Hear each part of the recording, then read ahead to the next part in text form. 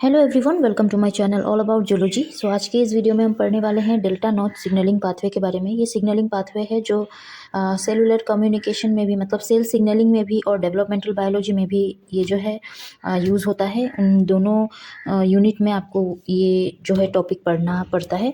सो इसमें जो है हम देखेंगे किस तरीके से जो है डेल्टा नॉच सिग्नलिंग जो है वो होता है। सो नॉच सिग्नलिंग पाथवे जो है ये cell to cell communication system है। मतलब क्या होता है कि सेल के पास अपना, हम जानते हैं सेल सिग्नलिंग मॉलिक्यूल को रिलीज करता है और दूसरे सेल रिसेप्टर के हेल्प से उस सिग्नलिंग मॉलिक्यूल को बाइंड करता है और रिस्पॉन्स जो है वो शो करता है।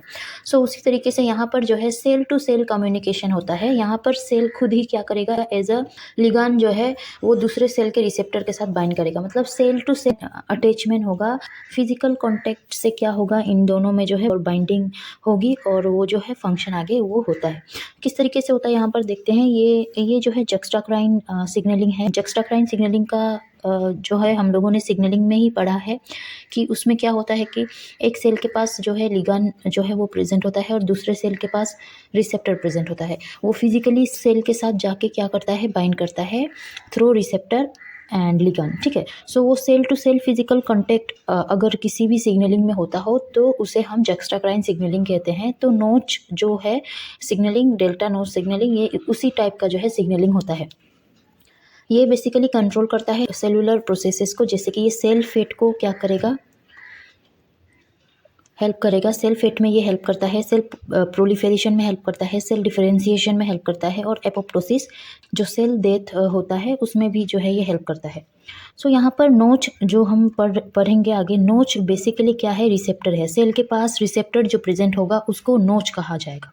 ठीक है। नोच का मतलब है यहाँ पर नोच जो है ये एक रिसेप्टर है, डेल्टा जो है ये एक लिगांड है। ठीक है। सो नोच यहाँ पर रिसेप्टर जो है इस लिगांड डेल्टा के साथ बाइंड करेगा और बाद में जो है इनका सिग्नलिंग चलता है, फंक्शन शो करते हैं। ये दोनों जो है, ये नोच और डेल्टा, ये दोनों प्लाज्मा मेम्ब्रेन में प्रेजेंट होते हैं। सेल के प्लाज्मा मेम्ब्रेन में जो है प्रेजेंट होते हैं। मैमल के केस में जो है नोच 4 टाइप के होते हैं, नोच 1, नोच 2, नोच 3 और नोच 4। ठीक है। और ये सभी जो है सिंगल पास ट्रांसमेम्ब्रेन होते हैं। ट्रांसमेम्ब्रेन हम लोग जानते हैं इंटीग्रल प्रोटीन को कहा जाता है। इंटीग्रल प्रोटीन जो है प्लाज्मा मेम्ब्रेन में प्रेजेंट होता है, जो प्लाज्मा मेम्ब्रेन को एक बार जो है इस तरीके से क्रॉस करता है। एक्स्ट्रा सेलुलर डोमेन उसमें होता है और इंट्रा सेलुलर डोमेन होता है और वो जो है मेम्ब्रेन को एक ही बार इस तरीके से पास करता है।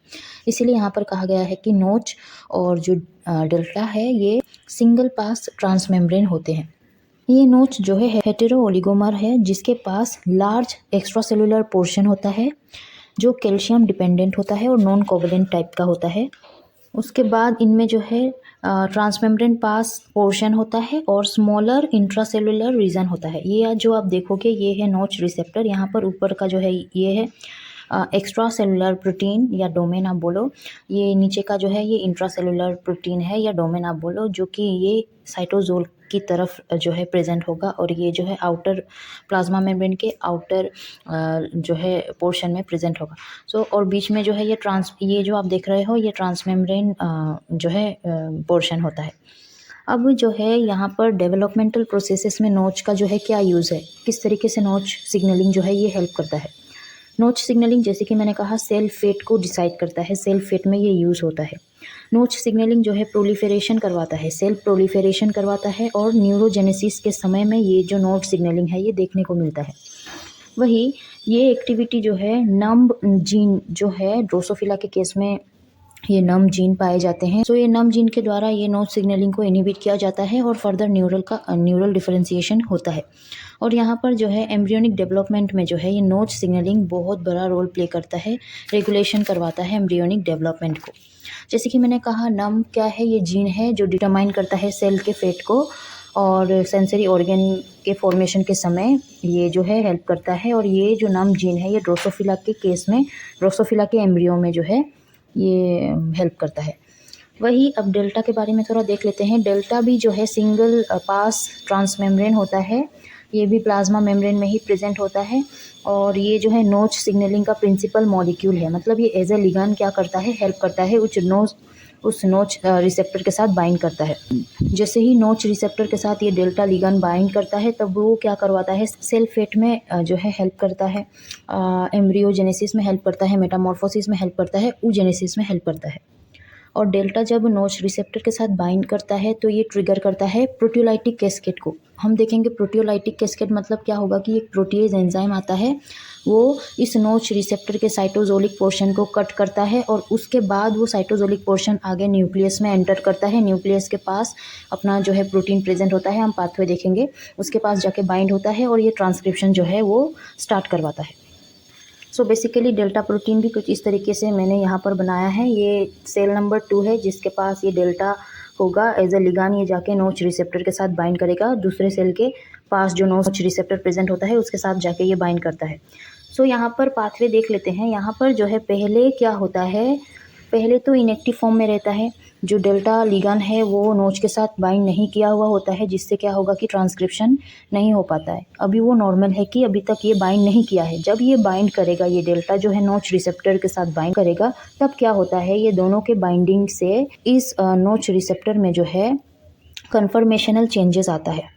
जब कन्फर्मेशनल चेंजेस आता है तब एक प्रोटीएज एंजाइम भी उस समय इस नोच रिसेप्टर का जो इंट्रासेलुलर पोर्शन है साइटोजोलिक फेस में जो प्रेजेंट होता है उसके पास आके बाइंड करता है। ये प्रोटीएज जो एंजाइम है, एज एन एग्जांपल यहाँ पर दिया है गामा सिक्रेटेज एंजाइम। इसका काम ही है कि ये कट करे। किसको कट करेगा, यहाँ पर आके बाइंड किया हुआ है, मतलब इंट्रासेलुलर पोर्शन में जो है आके बाइंड किया हुआ है, तो ये इसको ही कट करेगा। नोच रिसेप्टर का जो इंट्रासेलुलर डोमेन है या पोर्शन है उसको ये प्रोटीएज जो गामा सिक्रेटेज एंजाइम है वो आके बाइंड करके उसको कट करेगा।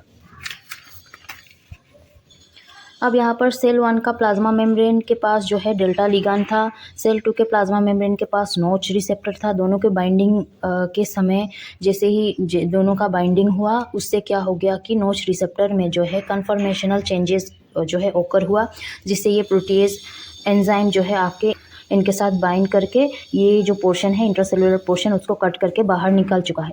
अब ये साइटोजोल में है, ये जो इंट्रासेलुलर डोमेन है नोच रिसेप्टर का। अब क्या होगा, ये साइटोजोल से न्यूक्लियस में एंटर करेगा, जबकि न्यूक्लियस में पहले से ही एक CSL जो फैमिली प्रोटीन होता है, जैसे कि CBF1, ठीक है, ये CSL फैमिली प्रोटीन है। ये बेसिकली ट्रांसक्रिप्शन फैक्टर होते हैं जो आगे ट्रांसक्रिप्शन करवाते हैं। सो यहाँ पर इस CSL का काम है कि ये जैसे ही एक्टिवेट हो ये ट्रांसक्रिप्शन करवाएगा।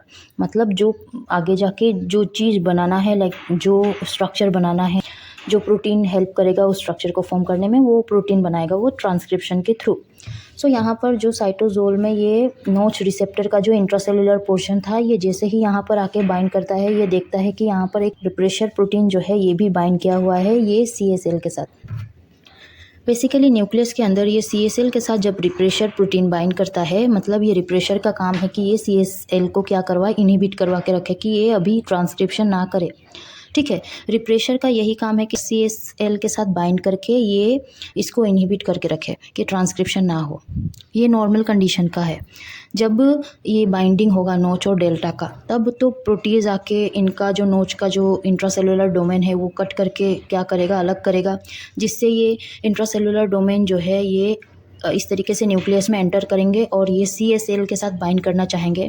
जब ये CSL के साथ बाइंड करते हैं न्यूक्लियस के अंदर आके, तब ये रिप्रेसर को साइड करते हैं, रिप्लेस करते हैं, मतलब उस जगह से हटा देते हैं और CSL के साथ बाइंड करते हैं। सो यहाँ पर जैसे ही वो ये जो है इंट्रासेलुलर पोर्शन जो नोच का था वो आके बाइंड करता है CSL के साथ, रिप्रेसर अपने आप ही हट जाता है, ठीक है। हटने के बाद वो एक्टिवेटर आप बोल सकते हो P300 जो है ये इसको कहा जाता है हिस्टोन एसिटाइल ट्रांसफरेज, ठीक है। ये एक्टिवेट करवाता है CSL को। बेसिकली यहाँ पर जो है इनका काम होता है, जब भी ये इंट्रासेलुलर पोर्शन जो है नोच रिसेप्टर का वो आके इस CSL के साथ बाइंड करता है, तभी ये आ जाते हैं और ये दोनों के साथ P300 जो है प्रोटीन वो बाइंड करते हैं, ठीक है। सो यहाँ पर रिप्रेशर हट चुका है, मतलब इसको इनहिबिट करने वाला भी कोई नहीं है, जो कि इंट्रासेलुलर पोर्शन जो है नोच रिसेप्टर का ये भी बाइंड करके रखा हुआ है और P300 भी आके बाइंड किया हुआ है। सो एक कॉम्प्लेक्स फॉर्म होता है P300 ये इंट्रासेलुलर डोमेन ऑफ नोच, और ये CSL का, ठीक है, ये कॉम्प्लेक्स जो है आगे जाके ट्रांसक्रिप्शन जो है वो जो है ओकर करवाते हैं, और बाद में जाके प्रोटीन फॉर्म होता है। जिस चीज़ के लिए जो वो प्रोटीन चाहिए, जो स्ट्रक्चर बनाने के लिए वो प्रोटीन चाहिए, वो प्रोटीन फॉर्म होता है। सो इस तरीके से डेवलपमेंटल बायोलॉजी में जो है ये नोच सिग्नलिंग जो है ये हेल्प करता है।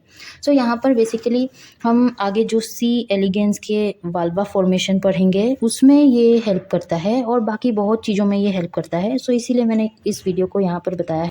सो आई होप आपको नोच सिग्नलिंग के बारे में जो है अच्छे से समझ आ गया होगा। अगर समझ आया हो और अच्छा लगा हो तो इस वीडियो को लाइक कीजिए। मेरे चैनल को सब्सक्राइब करना प्लीज़ मत भूलिएगा। टिल दिन पढ़ते रहिए। Take care and bye bye.